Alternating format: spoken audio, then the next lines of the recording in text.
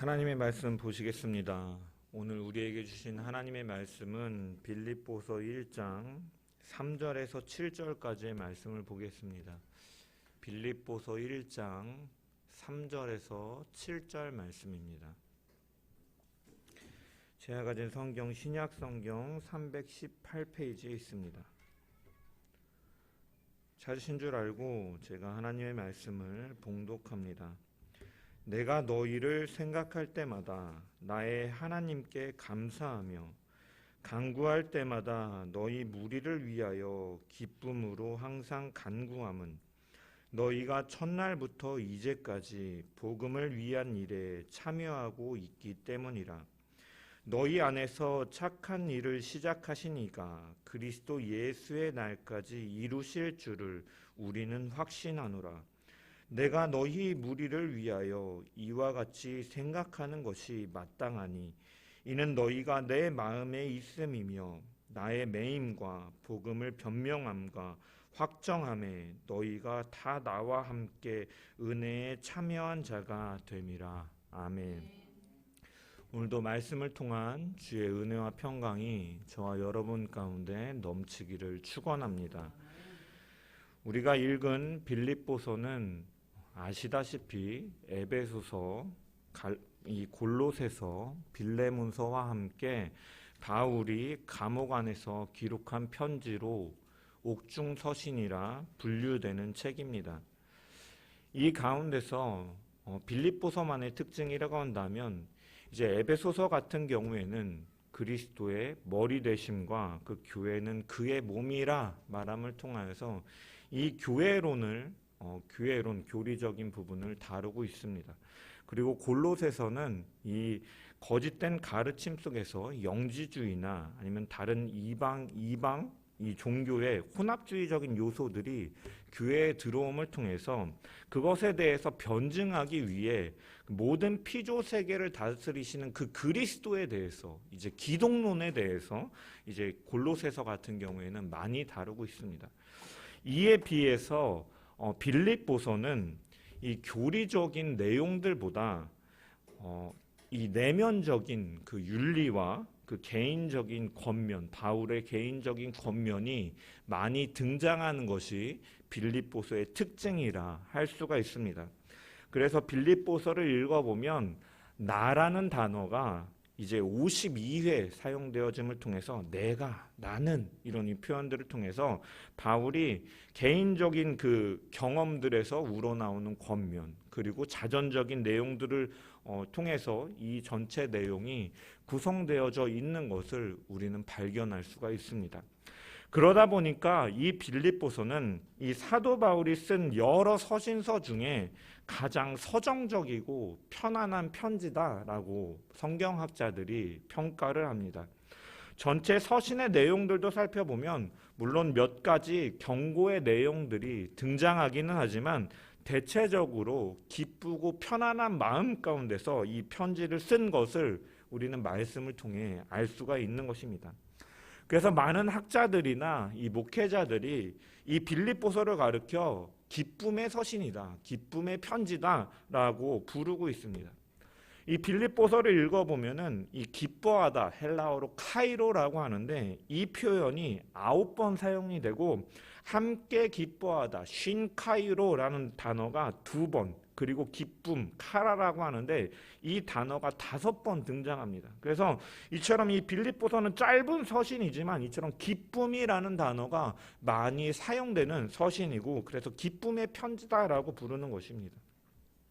그렇다면 바울이 경험하고 또한 바울이 빌립보 교회 성도들에게 권면하는 이 기쁨은 무엇을 말하는가? 여러분, 이 기쁨은요 단순히 사람이 느끼는 감정을 말하는 것이 아닙니다. 여러분, 빌립보서 4장 4절의 말씀을 우리 한번 좀 읽어보겠습니다. 4장 4절의 말씀 시작. 너 항상 기뻐하라.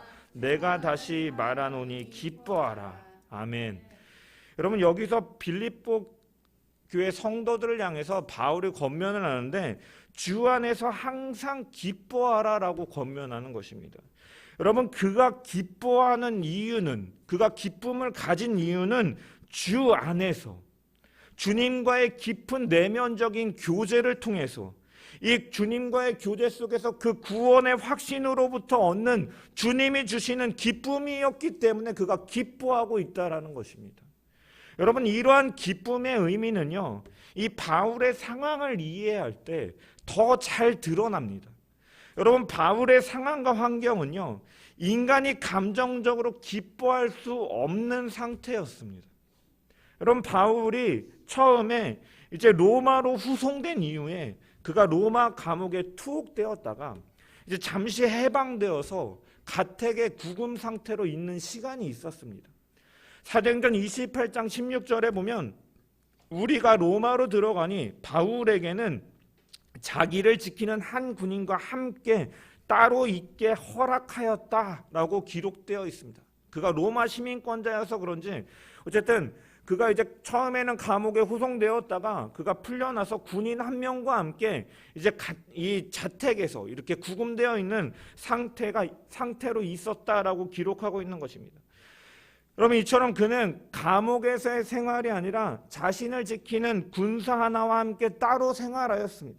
그랬기에 사도행전 28장 23절에 보면은 그가 이제 구금되어 있는 상태이긴 했지만 이 바울의 집에 많은 사람들이 이렇게 오고 가면서 자유롭게 사람들을 만날 수가 있었고, 그가 바울이 아침부터 저녁까지 하나님의 말씀을 전할 수 있는 이러한 자유로운 상태, 복음을 선포하는 상태로 있었던 것을 우리는 사도행전을 통해서 발견할 수가 있습니다. 그런데 이제 시간이 흐르고 기독교에 대한 로마의 태도와 이 방향이 점점 더 변하게 되면서 바울의 상태도 변하게 되는 것입니다. 여러분, 빌립보서 1장 13절의 말씀을 우리 한번 읽어보겠습니다. 1장 13절 시작. 이러므로 나의 매임이 그리스도 안에서 모든 시위대 안과 그 밖의 모든 사람에게 나타났으니. 여러분, 여기 보면 이 자신이 이제 매임의 상태가 되었다라고 말하는 거예요. 자신의 매임이 그리스도 안에서 시위대 안에 나타나게 되었다라는 말처럼 이제는 바울의 상태가 시위대 안으로 이제 이동되었다, 감옥으로 이동되었다라는 표현인 것이에요. 그가 이제 자유롭게 복음을 이제 자택에서 전하다가 이제는 상황이 심각해지고 밖에가 심각해짐을 통하여서 바울이 다시 감옥으로 들어간 것입니다. 이러한 상태에서 빌립보서, 에베소서, 골로새서, 빌레몬서 이 옥중서신을 쓴 것입니다. 여러분, 자신의 환경이 점점 안 좋아지는 상황, 안 좋은 방향으로 흐르고 있고 이러한 상황의 변화를 바라보면서 자신은 죽음이 이제 임박했구나, 나에게 임박했구나라는 것을 바울은 피부로 아마 깨달았을 것입니다. 그러한 상황 속에서 어떻게 보면 바울은 감옥 안에서 그 매일매일 처형의 두려움 가운데 싸웠을 것입니다. 여러분, 그 오늘날에도 이 사형수들은 뭐 이제 사형을 집행하고 있지는 않지만, 사형수들은 이제 뭐 건드리지 않는다 그래요. 왜냐하면 그들은 죽음의 두려움이 항상 있으니까. 그래서 바울도 마찬가지였을 것이다라는 거죠. 그런 환경과 두려움 속에서 이 자신의 죽음에 대해서 그는 생각하였던 것, 두려움과 어떻게 보면 처절한 그 어떻게 보면 두려움 속에서 그는 자신의 죽음에 대해서 생각하고 정의를 하는데 1장 21절의 말씀을 우리 한번 읽어보겠습니다. 21절 말씀 시작. 이는 내게 사는 것이 그리스도니 죽는 것도 유익함이라. 아멘. 내게 사는 것이 그리스도니 죽는 것도 유익함이라. 내 안에 그리스도의 생명이 있기 때문에 내가 죽게 되더라도 복음을 전하는데 유익하다라고 그가 고백하고 있는 것입니다. 자신의 죽음이 유익이라고 결론을 내리면서 기뻐하고 있는 것이. 여러분, 이처럼 빌립보서에서 이 기쁨과 연결되는 주제는 뭐냐면요, 고난이에요. 고난의 메시지. 고난의 메시지. 여러분, 바울은요 자신이 투옥 중이라는 사실을 처음 밝히면서 본문 7절에도 보면 이 나의 매임이라고 이렇게 표현하고 있는데, 여러분, 이 매임이라는 단어는요 헬라어로요 이 데스모스라는 단어인데 문자적으로 족쇄를 표현하는 거예요. 족쇄라는 의미를 표현하는 것입니다. 바울은 이처럼 육체적으로 갇혀있고 정신적으로도 마음심적으로도 어떻게 보면 이런 억압과 압박 속에서 두려워하고 있을 시간이었다라는 것이에요. 어떻게 보면 재판 결과에 따라서 사형에 처해질지도 모르는 그런 상황이었다라는 것입니다. 그런데도 불구하고 그는 1장 18절에 보면 기뻐하고 또 기뻐하고 있다라는 것입니다. 나는 기뻐하고 또한 기뻐하리라. 왜?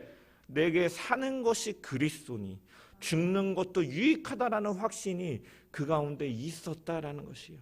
주님 안에서의 교제, 구원의 확신과 예수의 생명이 그에게 있기 때문에 기쁨이 오는 것이에요. 이것은 환경을 통해서 오는 기쁨과 만족, 행복이 아니라 주 안에서 누리는 기쁨을 바울은 경험하였고 빌립보 교회 성도들에게 권면하고 있다라는 것이에요. 그래서 이러한 상황 속에서도 자신과 같이 박해를 받는 빌립보 교회 성도들에게 같이 기뻐하자라고 권면하고 있는 거예요. 그리스도 안에서 우리가 상황은 비록 이렇지만 우리 안에 구원의 확신과 주님과의 교제의 기쁨이 있기 때문에 우리는 기뻐하자라고 권면하고 있는 것입니다. 그래서 이 낙심할 만한 환경 속에서도 성령 안에서 기뻐하고 있고 이 넘치는 기쁨을 감옥 밖에 있는 빌립보 교인들과 나누기를 원했던 것입니다.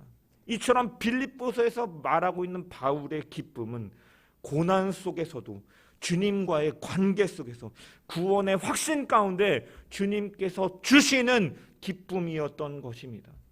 바울은 이런 기쁨 속에서 오늘 본문을 보면 빌립보 교회 성도들을 위해서 기도와 간구를 하는 내용인 것입니다. 여러분 우리 3절의 말씀을 한번 읽어보겠습니다. 3절의 말씀 시작.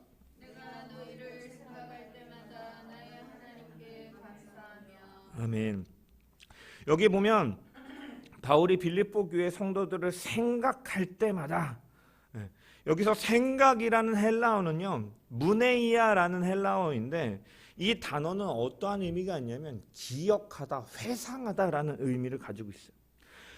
바울은요 빌립보 교인들은 비록 지금 몸은 멀리 떨어져 있지만 그들을 처음 만났을 때를 기억하고 이 복음을 전하던 때를 회상하고 또한 그들이 자기에게 이러한 사역을 하는 가운데 연보를 보내준 것을 항상 되새기고 있다는 의미로 이 기억하다 무네이아라는 단어를 사용하고 있는 것입니다. 기억하고 회상하고.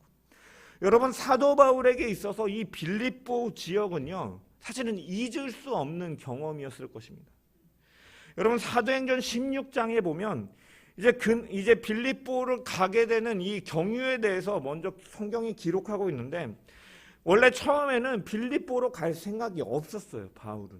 그런데 드로아에서 이제 있는 중에 밤의 환상 중에 마게도냐 사람이 나타나서 손짓을 하면서 우리를 도우라, 와서 우리를 도우라라는 이런 환상을 보고서 그가 마게도니아로 넘어가게 됩니다. 그리고 그가 가게 돼서 처음 들어간 곳이 바로 이 빌립보라는 도시예요. 그럼 바울은 그곳에 도착해서 몇 날을 유숙하다가 이제 안식일이 되니까 이제 기도할 곳을 찾아 이제 강가로 나가게 됩니다. 거기서 그는 한 사람을 만나게 되죠. 자주장 이 루디아를 만나게 됩니다. 루디아.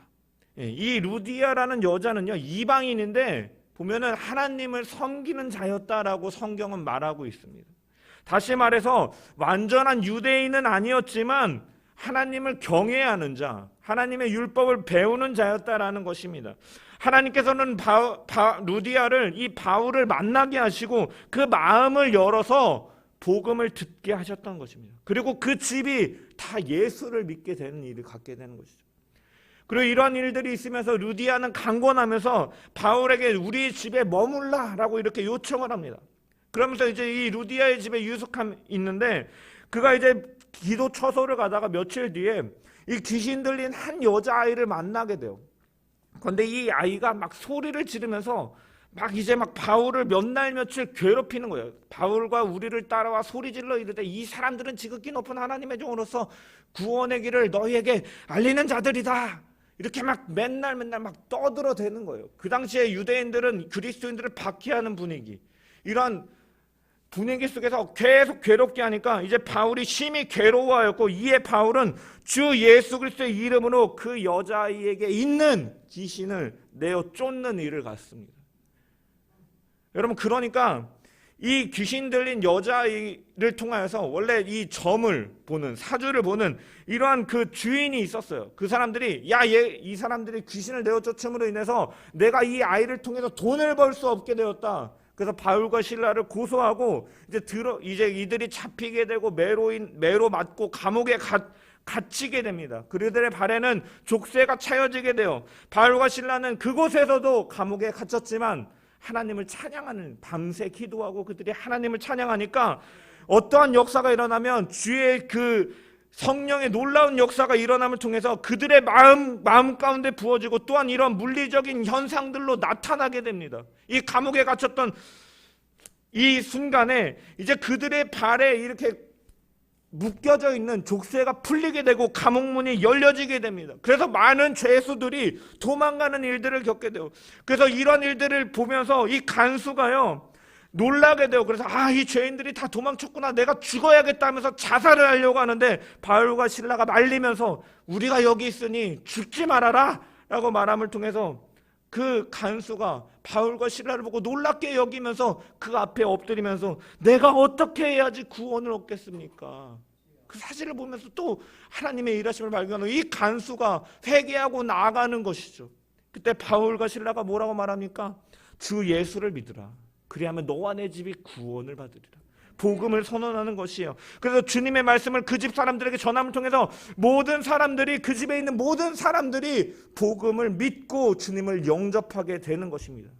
빌립보 교회는 이러한 과정들을 통해서 세워진 교회였다는 거예요.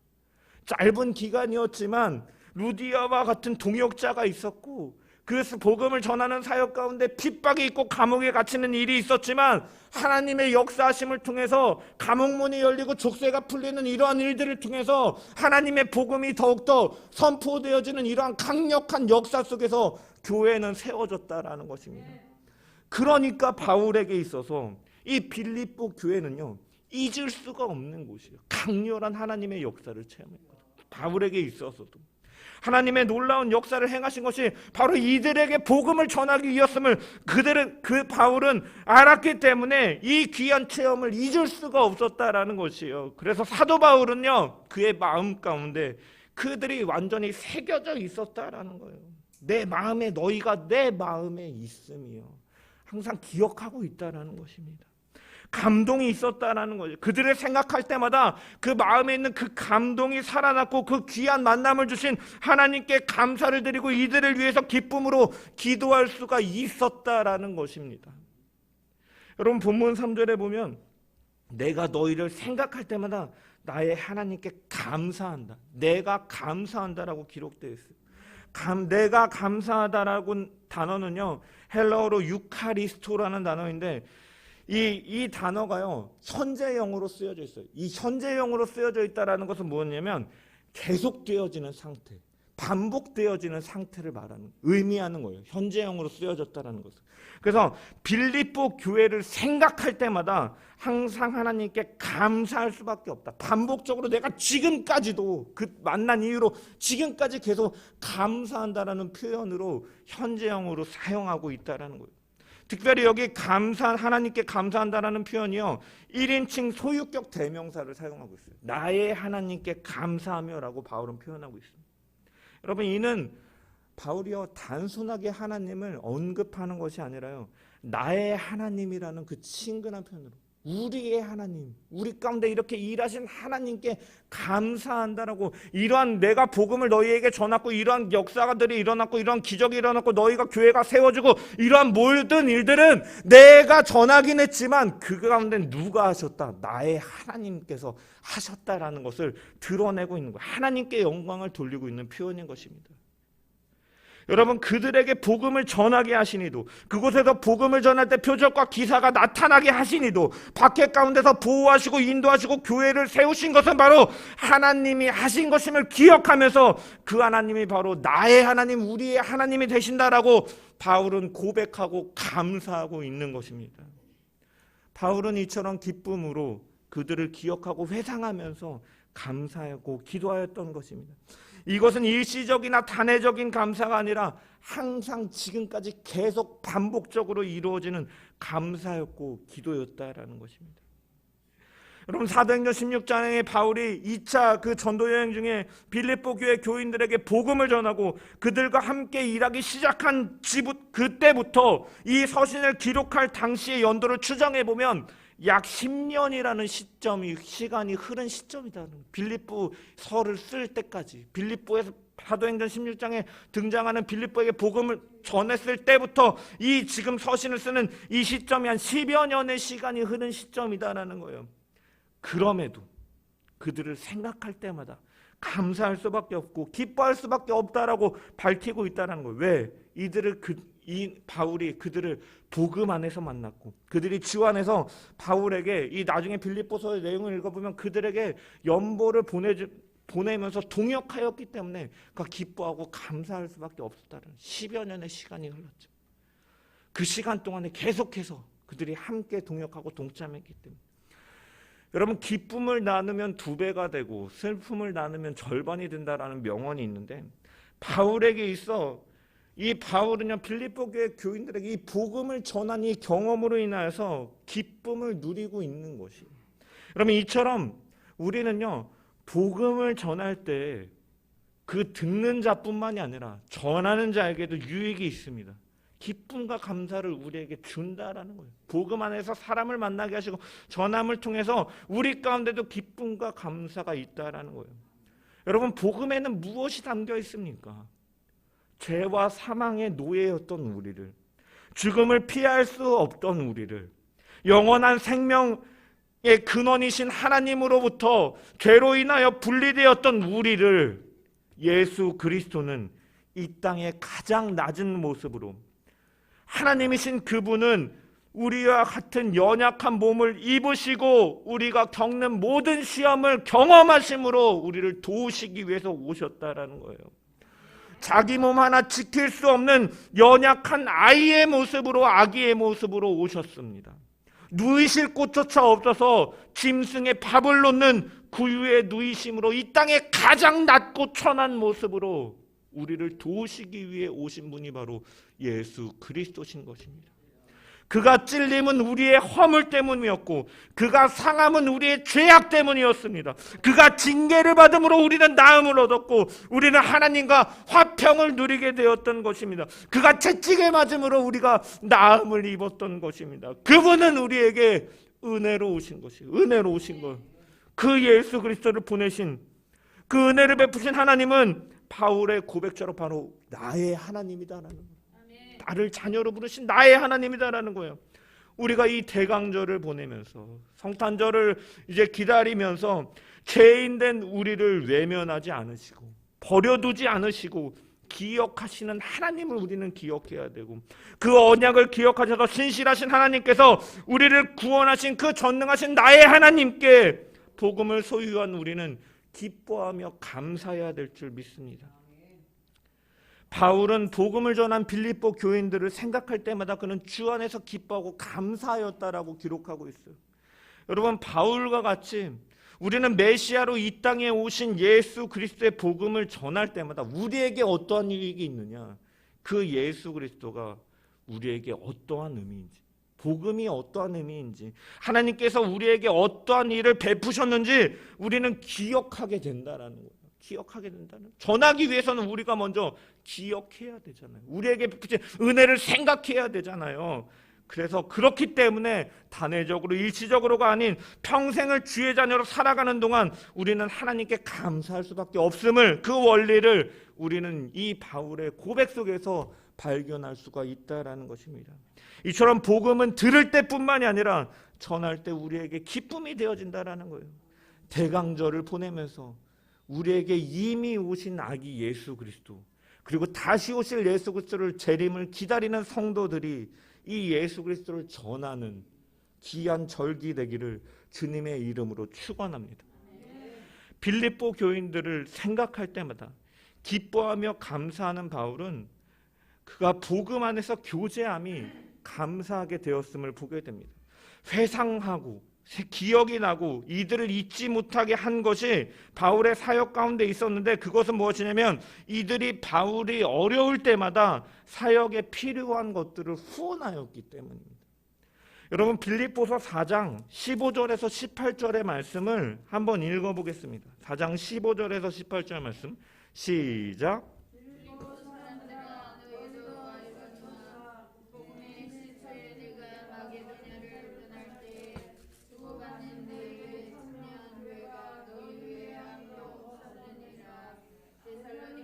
있을 때에도 너희가 한 번뿐 아니라 두 번이나 나의 쓸 것을 보내었도다. 내가 선물을 구함이 아니요 오직 너희에게 유익하도록 풍성한 열매를 구함이라. 내게는 모든 것이 있고 또 풍부한지라. 에바브로디도 편에 너희가 준 것을 받음으로 내가 풍족하니 이는 받으실 만한 향기로운 제물이요 하나님을 기쁘시게 한 것이라. 아멘. 빌립보 교회는 어려운 환경 속에서도 바울을 향해서 그들이 영적 차원에서 후원했을 뿐만이 아니라 재정적 지원이라는 이 실질적 차원에서 이 바울의 사역에 동참하였음을 우리는 발견할 수가 있습니다. 그래서 본문 5절은 이렇게 표현하는 것이에요. 너희가 첫날부터 이제까지 복음을 위한 일에 참여하고 있다 라고 말하고 있는 것이에요. 그럼 복음에 참여하고 있다. 이 참여라는 것은 헬라어로 코이노니아라는 단어를 사용하고 있어요. 예. 여러분 이 코이노니아는요 어디서 파생됐냐면 코이노노스, 동료, 동역자라는 의미에서 파생된 단어로 함께 나눔, 공유, 동참이라는 의미를 가지고 있어요. 그래서 신약 성경에서 이 코이노니아라는 단어를 사용할 때 우리가 요한일서를 통해 봤지만 하나님과 성도 간의 수직적인 관계, 구원을 통해서 회복된 관계 가운데 이 코이노니아라는 단어가 사용되기도 했고, 성도 간의 이러한 수평적인 관계에서도 이 바울과 빌립보 교회 성도들과의 관계와 같이 이러한 성도들 간의 수평적인 관계에서도 이 코이노니아라는 단어가 사용되는 것입니다. 특별히 여기서 사용되어지는 의미는 그리스도 안에서 구원받은 성도들이 이 상호 간에 이루어지는 교제를 말하는 것이고, 빌립보서를 보면은 우리가 이 성도들이 이 바울이 이 하나된 교제에 대해서 이 코이노니아에 대해서 뭐라고 말하냐면 2장 2절에 보면 성도들은 마음을 함께하고 같은 사랑을 가지고 뜻을 합하여 한 마음을 품었다라고 기록하고 있고, 2장 17절 18절에 보면 그들이 함께 기뻐하였다, 그리고 함께 동역하였다, 함께 나누는 일을 겪었다라고 바울이 이렇게 빌립보서 전체 내용 가운데 담겨져 있는 거죠. 이 코이노니아가. 여러분 사도 바울이요 감옥이라는 좋지 못한 상태에서 그 모든 어려움을 극복하고 기뻐할 수 있는 것 중에 하나는 무엇이냐면 이 복음 안에 담겨진 하나님의 그 의미를 생각할 때 그가 기뻐했고, 두 번째로는 무엇이냐면 이 오늘 본문을 통해서 드러나는 것은 무엇이냐면 빌립보 교회 성도들이 그의 사역에 동참하였기 때문에 그에게 기쁨이 되었다라고 본문은 고백하고 있다는 거예요. 빌립보 교회 성도들은 이 사도 바울의 사역에 실질적으로 동참하였다라는 것입니다. 그래서 여기 보면 물질적으로 그들이 동참한 것에 대해서 감사하는 것이 4장에 아까 읽은 말씀에 나오지 않습니까? 여러분 그렇다면 여러분 단순히 바울이요 이 빌립보 교회 성도들에게 돈을 받았기 때문에 그가 기뻐하는 것이냐? 여러분 감옥에 갇혀서 언제 죽을지 모르는 상황에서 아무리 많은 돈을 준다고 해도 그 사람에게 기쁨이 될 수 있겠습니까? 단순히 돈을 받았기 때문에, 물질을 후원받았기 때문에 그가 기뻐할 수가 없다라는 것입니다. 기뻐할 수 없는 상황이다라는 거예요. 그렇다면 그들이 보내준 물질이 왜 그에게 기쁨이 되었는가를 우리는 생각을 해봐야 돼요. 여러분 그것은 그 물질 가운데 담겨있는 의미가 바울에게 기쁨이 되었기 때문이에요. 바울에게 있어서 그 빌립보 교회 성도들의 연보와 후원은요 아마 이러한 의미로 다가왔을 거예요. 너는 혼자가 아니라는 의미로 다가왔다. 여러분 아무리 사도 바울이라고 해도요 감옥이 그가 행복할 리가 없어요. 편할 리가 없어요. 바울이라고 해서 고통을 즐기는 이러한 변태적인 성향을 가진 사람이 아니다라는 거예요. 여러분 사도 바울이요 인간인지라 이 감옥 속에서 어떻게 보면 그 감옥 생활이 힘들고 어떻게 보면 침체되어지는 이러한 상황이었다라는 거. 그런데 그러한 상황 속에서 에바브로 뒤로 편에 보낸 이 빌립보 교인들의 이 연모와 이 후원을 통해서 이 싸움은 나 혼자 가는 것이 아니구나. 내 뒤에 이렇게 많은 성도들이 함께하고 있구나, 내 고통을 잊지 않고 있구나, 내 사역을 잊지 않고 있구나 생각하니까 위로가 되고 힘이 되고 기쁨이 되었다라는 의미를 우리는 여기서 유추해 볼 수가 있다라는 것이에요. 여러분, 그뿐만이 아니라 또한 바울은요, 이 헌금을 보았을 때 무엇까지 보았냐면 이것은 그들이 그냥 스스로 하는 것이 아니다라고 그것을 알게 되었다라는 거예요. 6절의 말씀을 한번 읽어보겠습니다. 6절의 말씀 시작. 너희 안에서 착한 일을 시작하신 이가 그리스도 예수의 날까지 이루실 줄을 우리는 확신하노라. 너희 속에 착한 일을 시작하신 이가 하나님께서 그리스도의 날까지 이루실 것을 확증한다. 여러분, 빌립보 교인들은요, 사도 바울을 한 번만 도운 것이 아니었어요. 지금 처음부터 지금까지 몇 차례에 걸쳐서 이러한 도움을 베풀었다라는 거예요. 사도 바울은 이러한 도움을 보면서 이것은 단순히 사람이 하는 일이 아님을 그가 알고서 고백하고 있는 거예요. 그 일 가운데 너희 안에는 착한 일을 시작하신 이가 일하고 계시다라는 것을 그 도움과 그 연보 속에서 그는 고백하고 감사하고 기뻐하고 있는 것입니다. 여러분, 이것은 하나님께서 그들을 통해서 하시는 것이었고, 만약에 이들 뒤에 이처럼 하나님께서 도우시고 일하시는 것을 우리가 그 바울은 바라봄을 통하여서 이 역시도 이 고난 가운데 있는 것 역시도 하나님의 일하심 가운데 한 부분이라는 것을 그는 고백하면서 감사하게 되었다는 거예요. 그래서 내가 지금 여기서 감옥에 갇히고 내가 혹시 목숨을 잃더라도 하나님께서 시작하신 이 일은 그리스도 예수의 날까지, 다시 오시는 그날까지 하나님은 분명히 이루실 것이다라는 확신을 그가 믿음으로 바라볼 수 있게 되었다라는 거예요. 빌립보 교회 성도들의 이 코이노니아 속에 그 이면에는 바로 하나님의 일하심까지도 그가 바라보면서 기뻐하며 감사하였고, 그렇기 때문에 자신의 죽음도 유익이라고 고백할 수 있었던 것입니다. 왜? 그 이면에 하나님의 도우심과 일하심을 그는 바라보았기 때문에. 이처럼 우리는요, 주 안에서 이루어지는 이 성도와 교제가 우리에게 기쁨과 위로를 주는 줄 믿습니다. 여러분, 우리가 사는 이 세상은요, 생각만큼 그렇게 산다는 삶이라는 것이요, 제 가장 젊은 제가 우리 연세 있으신 성도님들 앞에서 삶을 논한다라는 것이 좀 우습기도 하지만, 사실 우리가 인생을 경험해오면서 이 삶이라는, 인생이라는 여정이 사실은 그렇게 간단하지만은 않잖아요.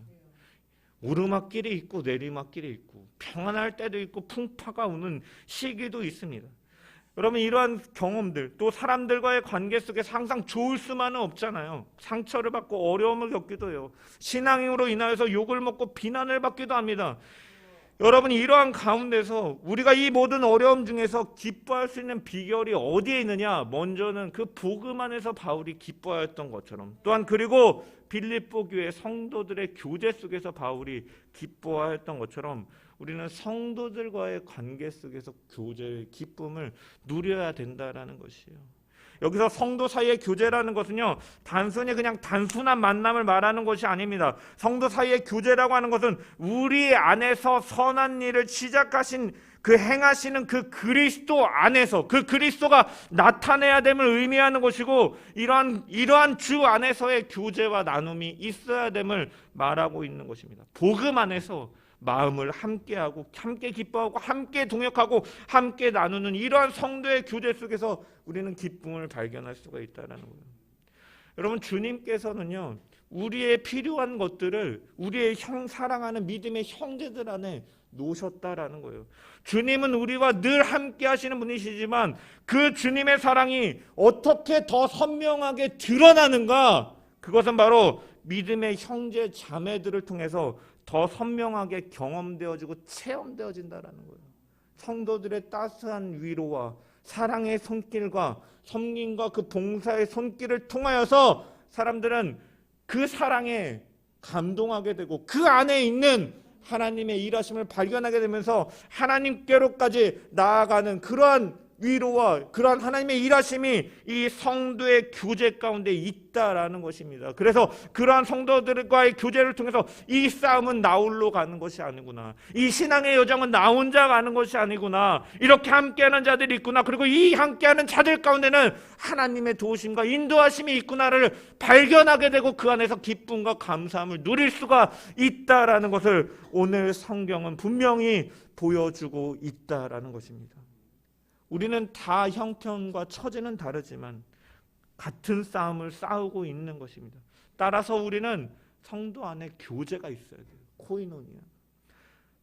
여러분, 만나서 나의 문제를 이야기하다 보면 서로를 위하여 기도하게 되는 것이, 기도하게 되는 거예요. 결국 우리가 같은 길을 가고 있구나, 같은 싸움을 싸우고 있구나 라는 것을 깨닫게 되면 마음이 든든해지고 위로를 얻게 된다라는 것입니다. 여러분, 구약시대에 보면은, 구약 성경을 보면 위대한 선지자 중에 한 사람 엘리야의 이야기가 나옵니다. 엘리야 선지자는요, 바알과 아세라 선지자 850명과 싸워서 승리한 사람이에요. 그런데 그가 바로 뒤에 어떠한 일이 있냐면 이 여왕 이세벨의 분노로 인하여서 그가 낙심하게 돼요. 광야로 피신하고 로뎀나무 아래에서 내가 죽기를 소망한다라고 말해요. 하나님은 그런 그를 찾아가셔서 위로하시고 먹이시고 힘을 주시면서 그에게 뭐라고 말씀하시냐, 바알에게 무릎 꿇지 않은 7,000명이 있다, 너 혼자가 아니다라고 말씀하시고 있는 것을 우리는 성경을 통해 발견할 수가 있는 것이에요. 엘리야는 핍박 속에서 외로움을 느꼈습니다. 그 외로움은 위대한 선지자라 할지라도 나약하게 만들었습니다. 그는 너무나 고독했고 너무나도 지쳐 있었다라는 거예요. 그런데 그때 하나님께서는 이스라엘 안에 바알에게 무릎 꿇지 않은 너와 같은 7,000명이 남아있다라고 알려주심을 통해서 그 사실이 그에게는 힘이 되었고 다시 설 수 있는 용기가 되었음을 우리는 성경을 통해 볼 수가 있는 것입니다.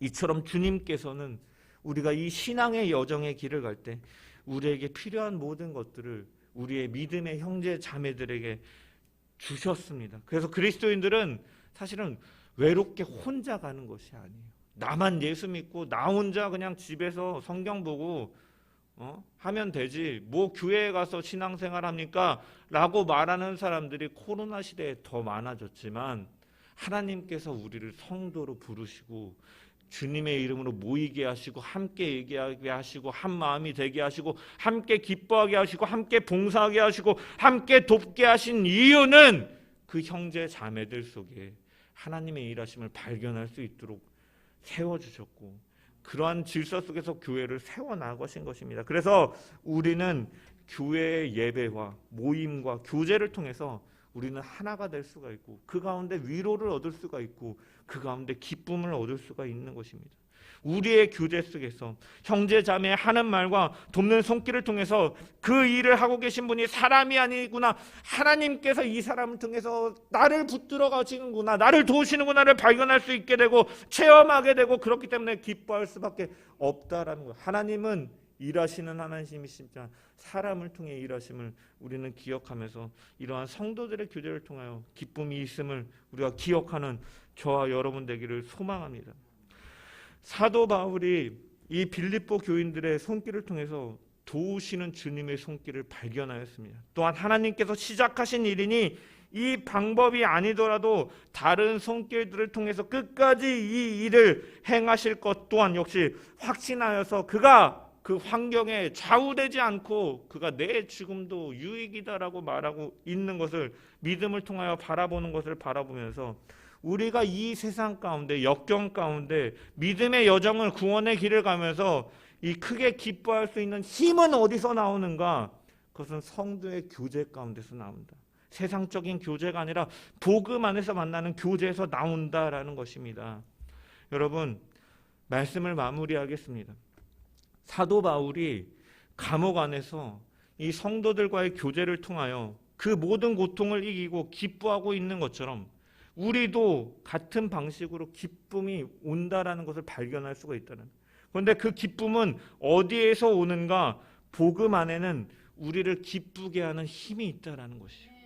이 땅에 오신 예수 그리스도를 기억하는 대강절을 보내면서 그 복음 가운데 담겨있는 하나님의 은혜와 사랑을 묵상하면서 그 주 안에서의 기쁨과 감사를 누리는 저와 여러분 되기를 소망합니다. 또한 우리는 은혜를 입은 자로서 그 복음에 동참하는 성도의 교제가 있어야 되는 것입니다. 바울이 7절에서 은혜에 동참한 사람이다라고 표현하는 이유는 은혜는 단순히 받기만 하는 것이 아니라 어떤 일을 이루기 위해서 하나님께서 주시는 선물이기도 하다라는 의미를 우리는 분명히 발견해야 된다라는 거예요. 그래서 성도의 교제 역시도 우리의 선택사항이 아니라 하나님께서 은혜의 방편으로 주신 의무임을 우리가 기억해야 됩니다. 여러분, 이 은혜라는 단어, 헬라어로 카리스라고 하는데 이 단어에는요 위임이라는 뜻이 담겨 있어요. 일이 맡겨졌다라는 의미도 담겨 있다는 거예요. 이 맡겨진 일, 복음 안에서 하나 된 성도들의 교제에는 고난과 역경 가운데 이기게 하는 힘이 있다라는 것입니다. 이 사실을 믿음으로 고백하시길 바랍니다. 주 안에서 하나가 되게 하신 지체들과 함께 바울이 감옥에 갇혔을 때 복음을 증거하는 일에 도움이 되었다고 말하는 빌립보 교회 성도들의 영적인 후원과 이 실제적인 후원처럼 주님이 오시는 그날까지 믿음의 경주를 함께 이뤄나가는 그러한 교제를 통하여서 동역자로 우리가 날마다 함께 서가는 세상의 빛교회 모든 성도들 되기를 주님의 이름으로 간절히 축원합니다.